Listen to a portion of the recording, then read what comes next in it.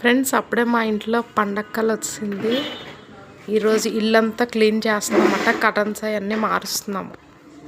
చూసారు కదా, మా పిల్లలిద్దరే చేసేస్తున్నారండి. అన్ని బాధ్యతలు పిల్లలకు నేర్పించండి.